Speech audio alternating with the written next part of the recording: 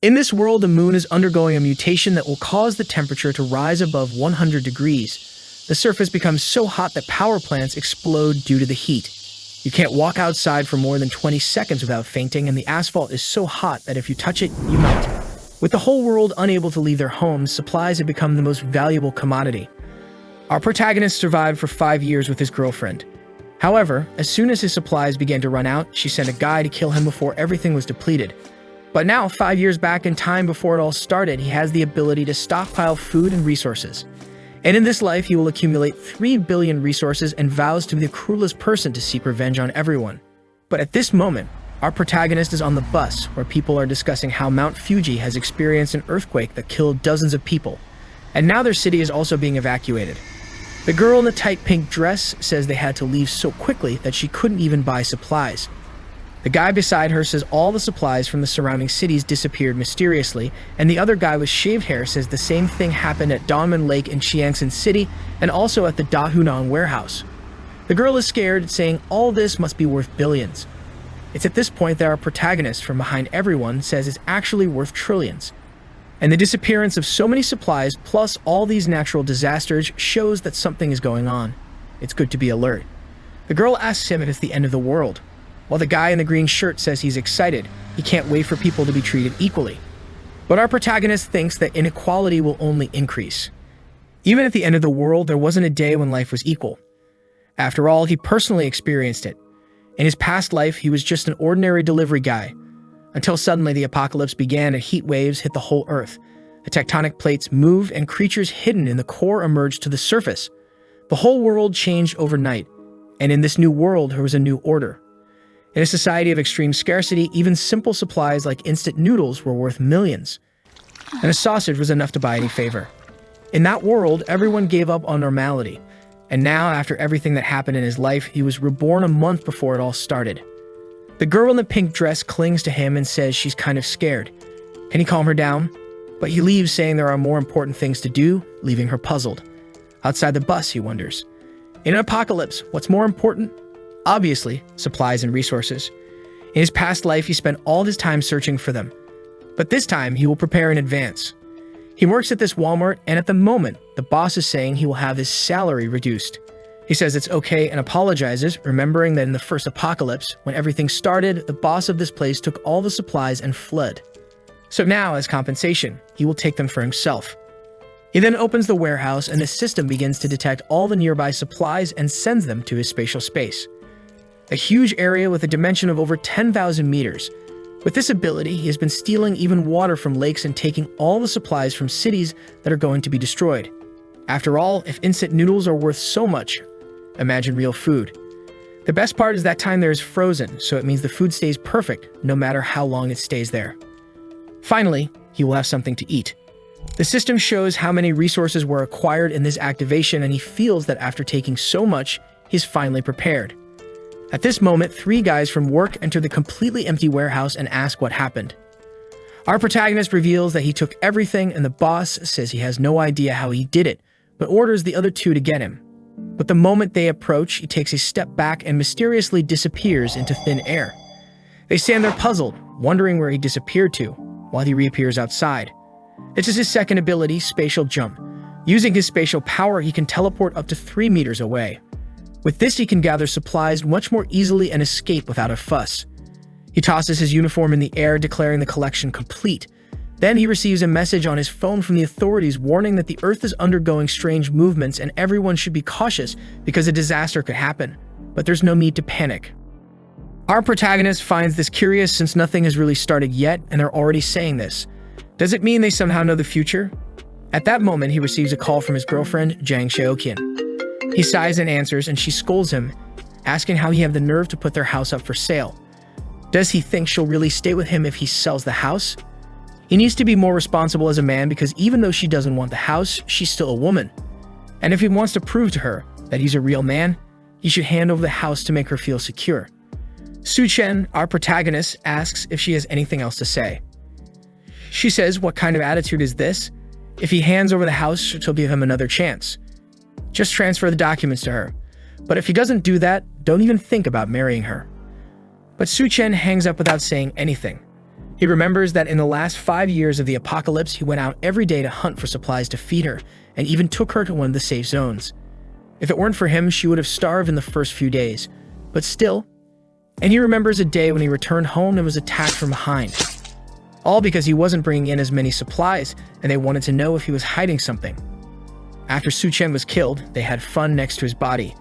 And Jiang Xiaoqun warned the guy on top of her that Su Chen died because he was a useless incompetent. And it's good for this guy to prove he's not so incompetent. Su Chen was devastated to have trusted such a person for so long. But in this life, Xiaoqun and that guy named Wang will pay the price. And they won't die easily. The pain he felt, they will feel 100 times more. He calms down and remembers that the things he needs now are not found in the market and can only be bought with money. But first, he needs to get that money. So he calls a guy named Liu and says he's selling his house at half price, but he wants the money now. In front of the real estate agency, Wang and Xiaoqun are waiting for him. When he appears, Xiaoqun scolds him for keeping her waiting for so long. But he ignores her and walks past. Wang asks who let him sell a house and that if he does anything like this again, he won't see the sun tomorrow.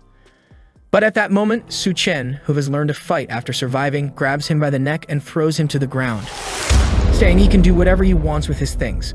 While Xiaoqun is scared by this and tries to stop him. But she receives a slap and falls to the ground in disbelief. On the ground, Wang is begging him to let go, saying he's almost suffocating, but Su Chen tells him not to worry since he won't die so easily. He then releases Wang, who is shocked on the ground, while Su Chen enters the real estate agency. At that moment, Xiaoqun threatens him, saying to seize this opportunity she's giving him. If he kneels down and apologizes, she'll consider his case. But if he doesn't do that, forget about marrying her. Su Chen looks back and stares at the two who run away in fear. Inside the real estate agency, the attendant offers him some water, saying they will buy his house now. What does he think? The realtor's plan is simple. Su Chen's house is worth $1 million, but now he's selling it for $700,000. All he needs to do is buy and sell to someone else, and he'll make a good profit. Su Chen agrees to sell, but he has to receive the full payment now. The guy agrees, saying they'll transfer everything, and by tomorrow morning, it'll all be sorted out. Su Chen obviously agrees because houses will lose all value as temperatures rise. Despite several disasters occurring, the city is still peaceful for now. Volcanoes, earthquakes, and tsunamis are all still far away. Walking down the street, he sees a poster advertising quick loans. He decides to go there with his house certificate. Upon arrival, he's shocked to see it's the older brother of the guy who just beat him up, knowing this guy will die in the jaws of a monster in the first few days. The guy says he can lend him $500,000. He just needs to leave the house certificate. Su Chen hands over the certificate, saying he wants another $100,000 and promises to win it all back at the casino in a week. The seller likes hearing this and thinks this kid must be one of those gamblers who would sell even their relatives if necessary. This way, he won't be able to pay, will keep the house, and he'll still have a lot of debt. With that, the guy agrees, and another $600,000 is transferred. Xiaoqun is angry along with Wang, saying he'll pay the price for this. As they were going to visit Wang's brother and Su Chen just came from there, they spot him. Wang wants to know what he's doing here, already grabbing his neck in fear, but they decide to follow him. Su Chen remembers that several buildings will collapse because of the tsunamis. But this hotel in the Green City has withstood all disasters until the end. He knows the presidential suite is well equipped and even has a pool. Maybe it's a good place to use as a base for a while. Even at the end of times, this place continued to have food for a long time. He is then greeted by the attendant Liu Xinru, who asks what she can do for him. Su Chen says he wants 1,000 tables for a banquet, startling her. She offers some table options, thinking this kid must be the son of someone very rich. He says he'll want the table that costs 10,000 each and will make a deposit of 500,000. When everything is settled, he'll make the rest of the payment. She is somewhat incredulous, but says to follow her to make the payment, thinking that even though this payment of his may not be much, someone who easily spends 500,000 surely has more to spend, so it's best to facilitate the process. Entering the room, she asks if he's getting married. He says yes, and all this is for a wedding, and he also wants the presidential suite. Sometime later, he's leaving the hotel all happy.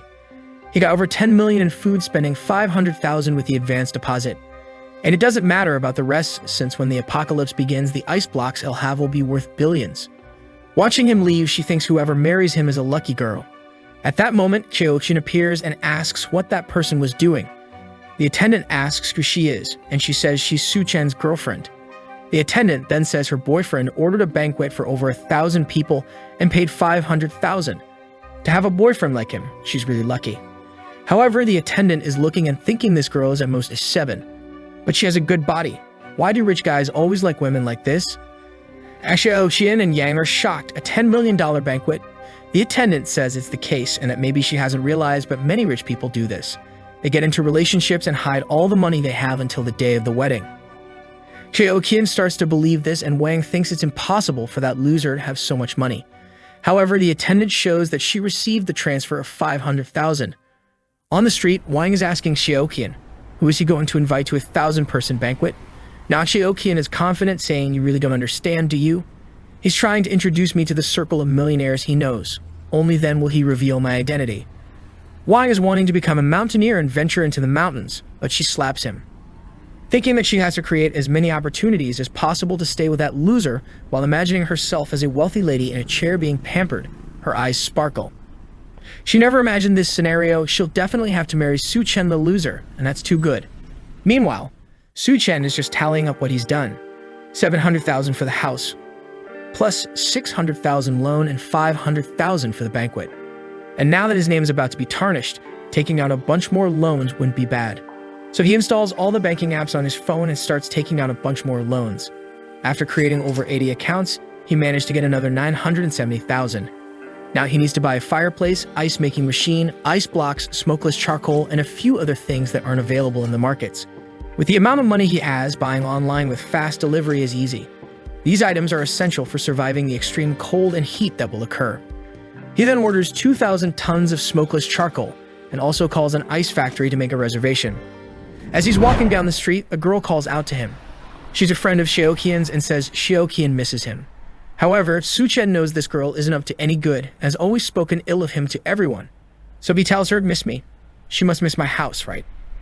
Lena looks at Xiaoqian and says Su Chen must be testing her, and she has to realize how sad he was with her behavior. Xiaoqian then rushes to Shen to apologize, feeling embarrassed, asking if he can accompany her for a walk. She's not feeling well and she was sad to have fought with him yesterday. But Su Chen ignores her and tells her to go for a walk alone. Xiaoqian is losing her temper, saying he's being too arrogant, and Lena says he's getting a taxi. It's good they follow him and see what he's up to. Meanwhile, Su Chen is arriving at the ice factory. The guy receives him, impressed that he's so young. Su Chen asks if the 2,000 tons of edible ice are ready, and the attendant says his factory isn't cheap, but guarantees extremely fast delivery. He just needs to pay a small portion, and they'll deliver everything. Su Chen then transfers 100,000 to him, and the seller informs that everything will be delivered in 3 days. Seeing the money, the attendant asks why he needs so much ice. Is he organizing an event? If he wants, they can cooperate in the future, and the price is negotiable. Su Chen says it's all for a charity event and leaves. At that moment, another taxi stops and the seller gets excited.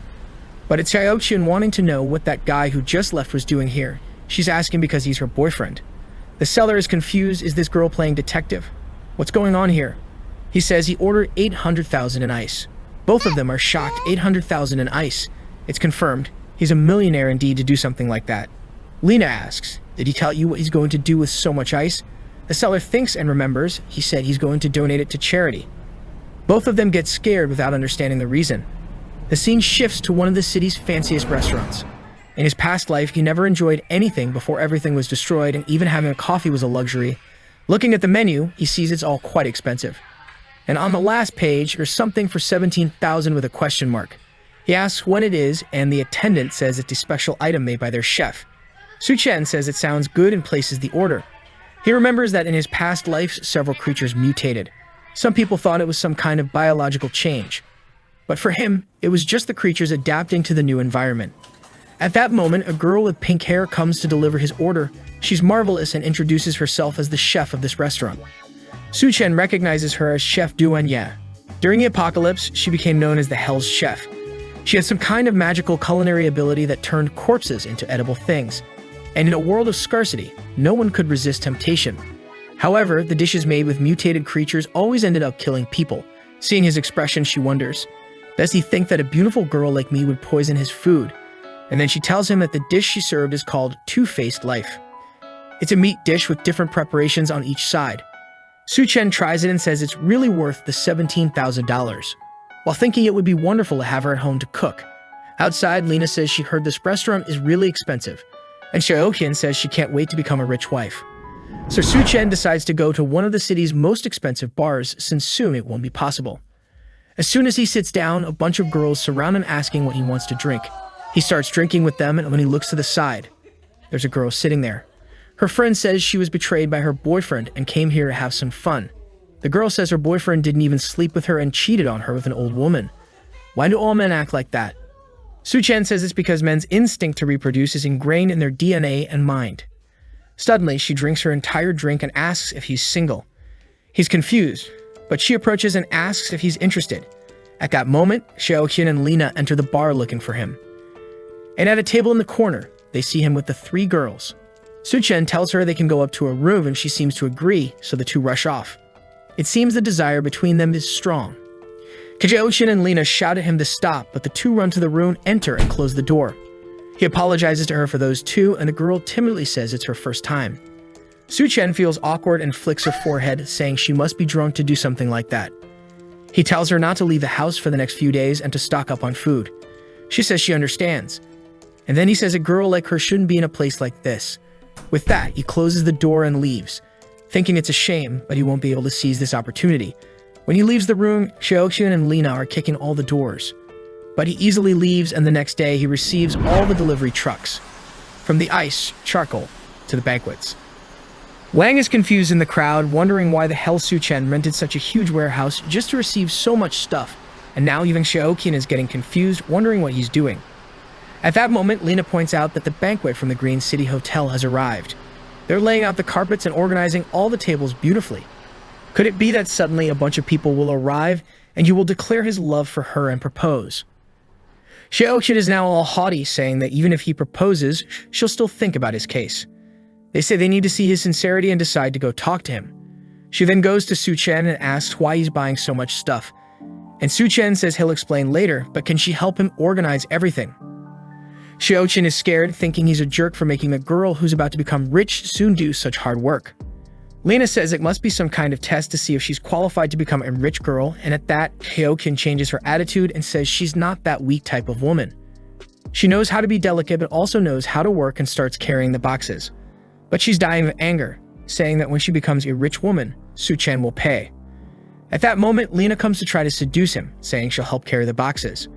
In her mind, she's sure that someone as rich as him won't have just one woman, right? As long as she shows a bit of what she has to offer, she might at least get to enjoy a little. Meanwhile, Su Chen is thinking he can't lose free labor like this. After all, with so much ice and tables to set up, he'll need some help.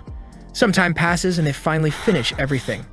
Xiaoqian is dripping with sweat and her legs are shaking. She says she's been carrying stuff since morning until now. As soon as she becomes his wife, she'll make sure to take all his money. Lina, lying on the ground, is also finished, saying that the damn guy really made them carry those heavy ice boxes. Xiaoqian says enough of this test, he has to propose to her right away and start the party or the guests will arrive. And Lina says he needs to hurry up because the food is getting cold. Meanwhile, Su Chen gives a good amount of extra money to all the delivery guys who thank him from the bottom of their hearts. At that moment, Xiaoqian comes and asks, Su Chen, don't you have something to tell me? Su Chen says yes, he thanks her for the help, but unfortunately, there's no payment for them, so they can leave now. Xiaoqian is shocked and tells him to stop joking. The guests are already arriving, not to mention there are 1,000 tables. Why doesn't he just reveal that he wants to marry her so they can have a good life? Su Chen looks back and says that's impossible for him. After all, he's already sold the house and accumulated a bunch of debts. They surely want to marry him. Lina says that doesn't make sense. How can someone with no money buy so much ice? Su Chen says he's only doing all this to help his very rich boss who wants to do a charity project. Xiaoqian loses her temper and anger and attacks him, saying he's been lying to her this whole time. He says he hasn't lied about anything, while she falls to the ground with a monstrous look, saying he's just a poor loser who can forget about marrying her. Su Chen says he's not interested at all, and she angrily leaves, saying he's a bastard and will regret it. When they both leave, he thinks they'll regret it once the apocalypse starts. He then closes the warehouse door to start storing everything in his space. With that, all preparations are finally ready. Back at the hotel with Wang DeHy, the guy he borrowed money from. Wan Hoyu pulls Xiaoqian aside and tells her not to pay attention to that loser Su Chen anymore. She should stick with him all the time anyway. She's gnashing her teeth, saying she's looking forward to his performance tonight. And Wang tells her not to worry, he'll ask his brother DeHy to deal with that guy for her. Qian thinks that Wang isn't really that bad after all, plus he has his influential brother. He's definitely better than that loser. Just then, Su Chen says she really throws herself at anyone. She's startled and asks what he's doing there, while Wang points at him and tells his brother it was this guy who hit him. DEHYDRATED says he didn't expect it to be this guy here, and Wang asks if he knows that guy. DEHYDRATED explains that this kid borrowed 600,000 from him and has to pay it back by tomorrow. Wang says that's perfect, they can settle these two things. While Qian is now happily saying she really got rid of a loser, especially one who owes money to DEHYDRATED's brother. Su Chen says it really is impossible to have a good meal in that place, and DEHYDRATED reminds him that the payment date is tomorrow. Why is he here in this hotel acting like everything's fine? Wang shouts at his brother not even to talk to this guy since he hit him. Sinru then appears and asks what's going on and if they can resolve it. DEHYDRATED says if she forces that kid to kneel down and apologize, they can let it slide for today. She then asks Su Chen what's going on. He says it's just some pests bothering him. DEHYDRATED then bangs on the table, saying he was only calm because his payment is due tomorrow. But from afar, a guy with a goatee asks what's going on and who let him cause trouble here. Su Chen and DEHYDRATED recognize this guy as Gao Kang. DEHYDRATED starts apologizing, asking what he's doing here. Gao Kang says he has important matters to discuss here today, and it's not for him to cause trouble. DEHYDRATED knows this guy is an entrepreneur but is involved in various underworld activities, and he has a lot of people under his command, so it's really not good to go against him. And with that, he apologizes, saying he'll come back later. Su Chen recognizes this guy as Skull Crusher. And in the apocalypse, this guy became one of the most powerful forces, and he even had the boss of Hell working for him. Su Chen remembers that this hotel was one of the first places where some people with powers appeared, and maybe he got so strong because of something that will happen here. Gao Qiang stares at him while Su Chen thinks whatever opportunity arises in this hotel, he'll seize it. Sometime later, Gao Qiang is taking Duan Ya to meet someone named Mr. Sun, and she asks what this guy wants to discuss with her. Mr. Sun says he was looking forward to meeting the wonderful Miss Duan and then serves her a drink. Duan Ye realizes there's something wrong with that glass, clearly containing some kind of drug. While Su Chen remembers in his past life he hid in the basement with Xiao King and barely survived.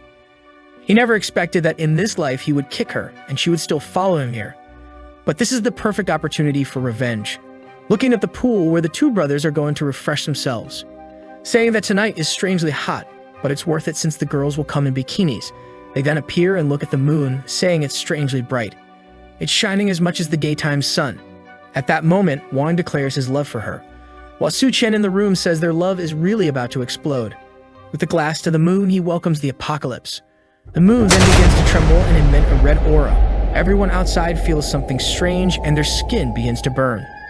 They all start running back to the hotel, saying something's wrong. Why is the moonlight burning so much? Inside the hotel, people are confused. It's night, but it's very bright. At that moment, the three of them are running, and everyone is scared. Their skin is already red. They are desperate, looking for somewhere to cool down. They then see an aquarium, run to it, knock it over, and jump in to relieve the pain. The hotel staff ask what's going on and where is DEHYDRATED's brother. At that moment, Wang remembers his brother who appears at the door with his skin all burnt. In the room, Mr. Sun is asking Duan why she's not drinking, and Gao Qiang says they prepared a banquet, so why don't they go there now? But Mr. Sun tells him that in this city, nobody can refuse to drink the wine he pours into the glass. Duan gets angry, thinking Gao Qiang set her up. He's so eager to raise his social status that he handed her over to this Mr. Sun. She knows this Sun Debiao very well. He's a guy who's invincible in the city of Shanggu and has harmed many women. And today she became his target. She's absolutely sure there's something wrong with this wine, so she can't drink it. But what will she do? Right at that moment, the moon starts burning the three of them, and they close the curtain wondering what's happening. Mr. Sun says they'd better go down to understand better, and Duan feels relieved to get out of the situation. In the lobby, Sinru is trying to calm everyone down, saying the rescue teams must be coming. Gao Qiang asks one of his henchmen what's going on. He explains that suddenly the moon shone red and the temperature outside rose by over 70 degrees. In the news, they're saying that a lot of people have already been injured and burned. Mr. Sun calls the minister and asks them to send someone to pick him up.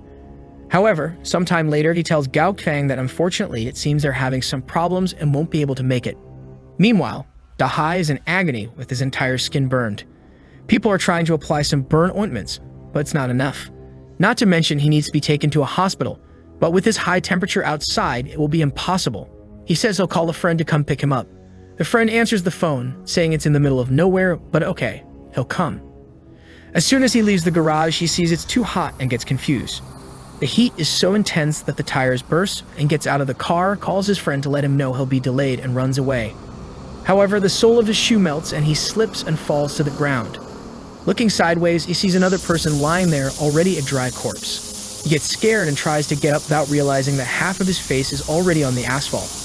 Everyone in the hotel is startled when he screams on the phone. While all this is happening, our protagonist is in his room with controlled temperature. He's sleeping soundly in bed, and government announcements are already being made. Due to the intense heat emitted by the moon, temperatures have risen by over 75 degrees, with the ground reaching over 100. The event has already resulted in hundreds of casualties. Please stay indoors to avoid skin and respiratory burns. At that moment, one of the power plants explodes due to excess heat, cutting off some communications.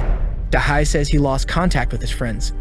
While everyone is in the last room left in the hotel, Shaoqian and Lena are complaining that they don't want to stay in a room full of men. But at that moment, the power goes out. And with that, the air conditioning also stops working and everyone starts taking off their shirts, dying of heat. Shaoqian remembers that Su-chen's room has a pool. Meanwhile, our protagonist is swimming peacefully. He already knew the power would go out because of the explosion in the power plants. And that's also why he chose a room specifically with a pool, in addition to vertical air conditioners and giant batteries to ensure the temperature. But he's also missing some ice here. He changes, sits on the sofa, thinking it's very nice now. He's hungry, so he sets up a banquet on the table. As it's the first day of the apocalypse, he needs a small breakfast, while wondering when that Go-chan will have the chance to gain powers. Someone knocks on the door, saying they know he's in there. Our protagonist knows that with the power to teleport and the preparations he made, he doesn't need to worry. So to cause anger and envy, he decides to open the room. As soon as the door begins to open, a cold breeze comes out and everyone feels an indescribable relief, wondering, why does it seem so nice in there and why does he have air conditioning? Su-chen asks if they need anything. Wang points out to everyone that he has ice, a pool, food, and electricity. Lina and Shaoqian start shouting at him, asking how he dares to let them burn outside all day while he's living in luxury. He better leave that room now. DEHYDRATED tells him the time to pay back everything he owed has come, so he better hand over that room. But the moment he steps into the room, he takes a shot in the stomach. DEHYDRATED is shocked when he sees the wound, and Su-chen warns that if he takes another step, he'll die. Everyone is trembling now. Does he really have a gun? DEHYDRATED is outraged, asking where he got that. But another shot is heard in the room, and everyone is scared when DEHYDRATED falls to the ground, now with a wound in his leg. Su-chen points outside, saying whoever wants to die can stay there, and he'll give them 3 seconds. Whoever is in his line of sight will go to the next life. Meanwhile, Gao Chang is talking to Xinru, asking how is it possible for such a large hotel not to have any food. She apologizes, saying they recently had a banquet for over 1,000 people, and the ingredients and food were scheduled to arrive today. At this moment, Mr. Sun, pouring water over his body, commands her to bring all the water and food she has right away. Families start to become outraged by the water waste he's causing, and a war breaks out in the lobby. Just then, DEHYDRATED arrives with his injuries, and everyone warns that Su-chen shot someone. Seeing the wound, Gao Chang wonders, is there someone with a gun in this place? Seems like there's a tough guy living upstairs. Shaoqian then informs everyone that Su-chen's room has electricity, air conditioning, and even a pool. People surround her, asking if she's not lying, if she's sure. She affirms they can believe her. He even has an ice cube and plenty of food. So everyone decides to go to his room.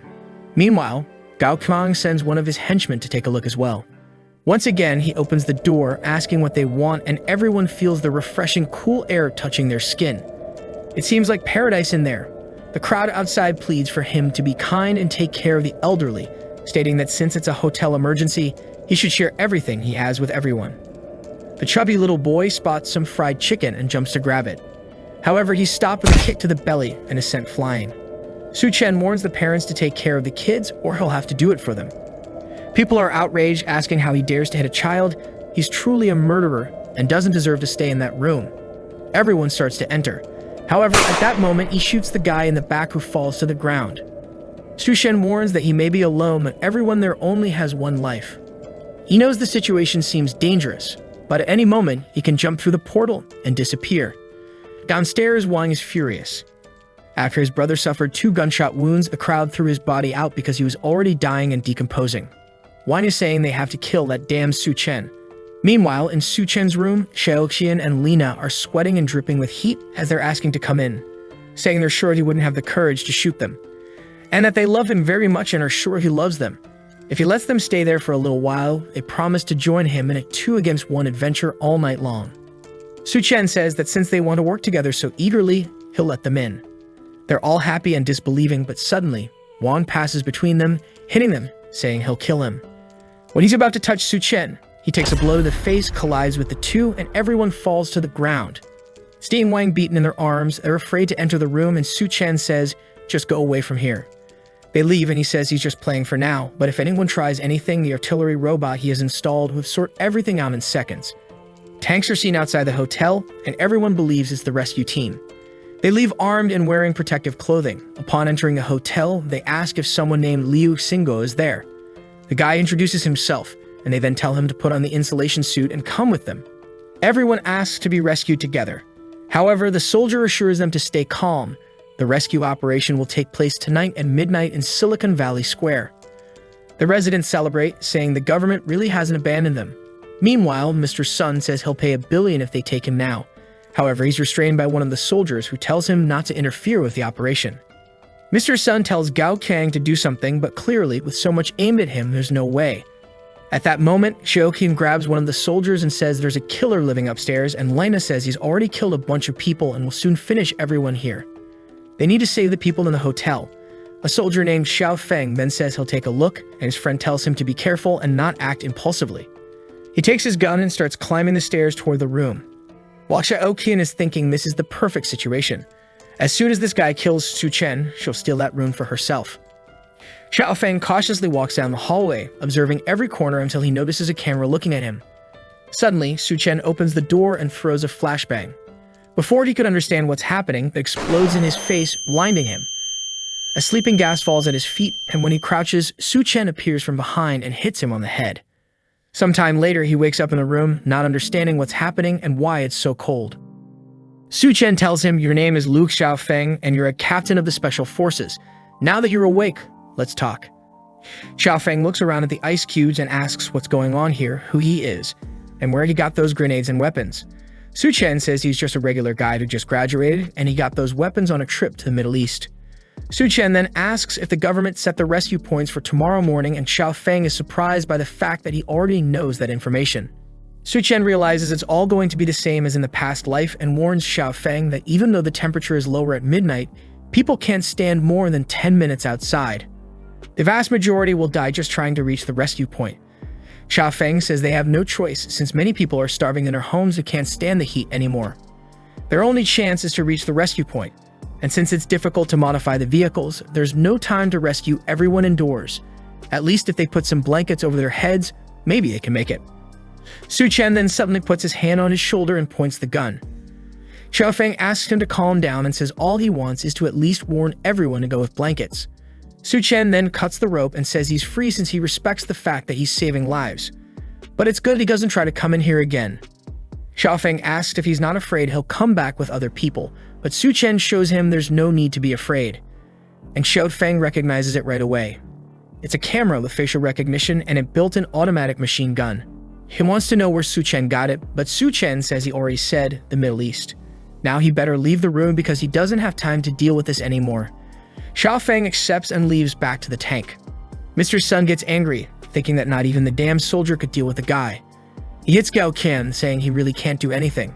Gao Qian's henchmen ask if they really won't do anything and will tolerate this guy. Gao Qian explains that after everyone is rescued, they'll still need the connections. It's dangerous to act now.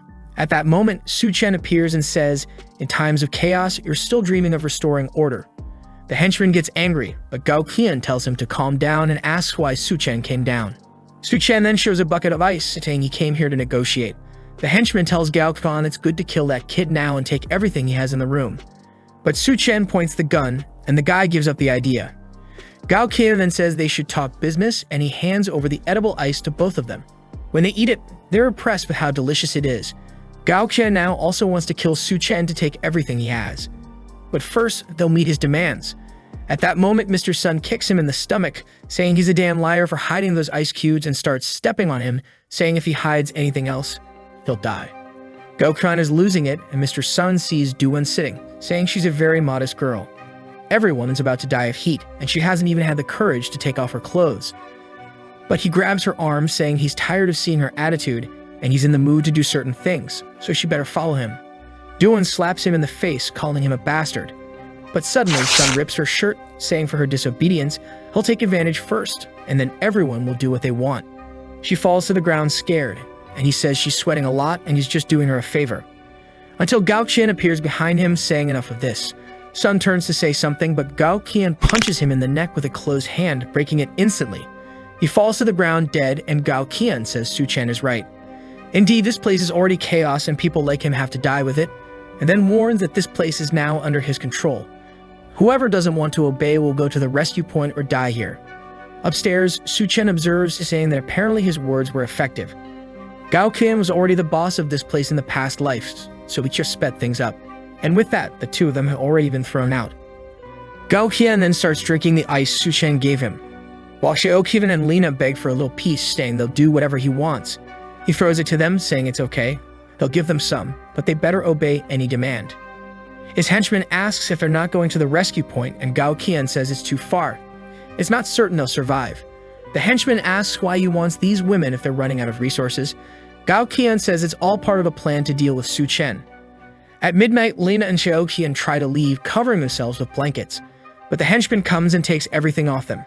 Xiaoqian asks what he thinks he's doing, but the henchman warns that now that they've taken the ice, they'll have to stay with him for a while. Those who decided not to obey Gao-qian because he didn't provide supplies are trying to reach the rescue point. But even though it's midnight, the ground is much hotter than they imagined. They're trying to protect their feet with a piece of wood, but it makes it difficult to walk, and one of them stumbles. Upon contact with the ground, their hand and face melt, leaving the survivor behind to die. Meanwhile, DEHY's body, which was burning on the ground until now, wakes up with red eyes. From the balcony, Su-chen observes everything, remembering that in the past life, he almost died on this walk. Xiaoqian and Lina say they can do whatever he wants, but why don't they at least go to the room? The henchman says they're being too shy, there's no need to try to hide. But suddenly the glass shatters, and the two chubby guys who were burned come running after everyone. Wang thinks they're zombies and asks if they'll turn too if they're bitten. Gao-qian says they need to figure it out, then grabs him by the neck and throws him to the two creatures. Wang's back is burned just by making contact with the creatures, and Su-chen appears with a blade, telling everyone to get out of the way. The henchman can't believe he wants to deal with these monsters, and Gao-qian is eager, thinking that as soon as Su-chen kills the two, he'll kill him and take everything from him. Su-chen knows that bodies exposed to heat turn into zombies, but they don't share any virus. You could say they're more like drought demons. The difference is that these demons retain some memories from their past life. Su-chen stands still, and Mr. Sun passes by him and goes towards Gao-qian. That's because he was killed by him. But Wang DEHY was killed by Su-chen and attacks him. However, seeing this situation, he's sure that the chance for Gao-qian to awaken some powers by killing Mr. Sun. So he goes in his direction and cuts off his chance. A purple crystal comes out of his body. And that's a kind of core that can evolve a human body. He grabs the crystal, jumps back, and pushes DEHY towards everyone. With that, he goes up the stairs and tells them to have fun. Gao-qian grabs the guy on the ground again and throws him towards the creature. Back in his room, Su-chen says these crystals are extremely rare. He puts it in a glass and drinks it since that's the absorption method. The body extracts the energy from the crystal and strengthens itself. His eyes turn red and he starts screaming while all his clothes burn. He falls on the ground on top of an ice block, while in the lobby, the drought demon has finished all their water. Now without anything to drink or eat, Lina wants to escape. But the henchman stops her, saying she's not going to run away. At that moment, Lina says they should use Xiaoqian. She was Su-chen's wife, and if they throw her at the door, it's certain he'll open it, and then they can try to steal something from him. The henchman says it's a great idea, and Xiaoqian says she'll help, but she wants to eat meat first. The henchman says there's no meat since the refrigerators have been off for days. Gao-qian looks at her and asks if she wants meat, then he has a solution. They restrain Lina, and he warns her that if she wants to, she'll have to do it. Xiaoqian is shocked, asking if he means they're going to eat her meat. While Lina is trembling, Xiaoqian is going towards her. Lina pleads, saying, "What are you doing? You're not going to do that, are you?" But Xiaoqian goes to her face and says she just betrayed her by talking about her being Su-chen's wife. Since she did that, she deserves it, and then strikes 3 times.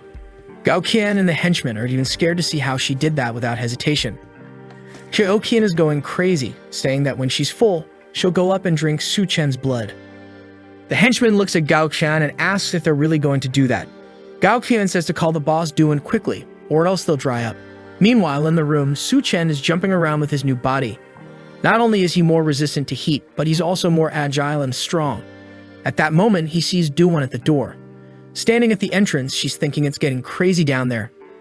She doesn't have a chance of surviving if she stays there, so she has to try her luck and use what's left of her value to get something here. Right at that moment, Su Chen opens the door naked, and she gets scared. She screams and he apologizes, saying it was unintentional. He was excited about some news. In the room, he then tells her that even though he has resources, it's limited and decides they just met and he can't accept her just because she's beautiful, right? He remembers that in the past life, she was a very smart woman. Furthermore, she formed a cooperative relationship with Gao Qian. However, even though he had thought about having her around, the atmosphere feels strange now. Duan then tells him that she's not just a cook, she's also a doctor who has been working as a surgeon for 3 years. She's thinking that his room is extremely well equipped. Not only does it have electricity, but it also has ice and food. She needs to demonstrate her worth to stay here. On the sofa, Su Chen acknowledges that being a doctor is indeed a good proposition. However, as she knows, resources are extremely scarce, and it's uncertain if they'll survive until tomorrow. Feeling uncertain upon hearing this, she says that as long as he doesn't kick her out of the room, she'll do whatever he wants. Upon hearing his proposal, Su Chen immediately states that this is her new home. She feels embarrassed, thinking she said that a bit hastily and unintentionally. Su Chen warns her that her only choice is to behave. If he catches her planning something behind his back, their relationship will end. Duan assures him that she understands and will never doubt any of his methods or determination. Su Chen then suggests that she can demonstrate her determination by undressing.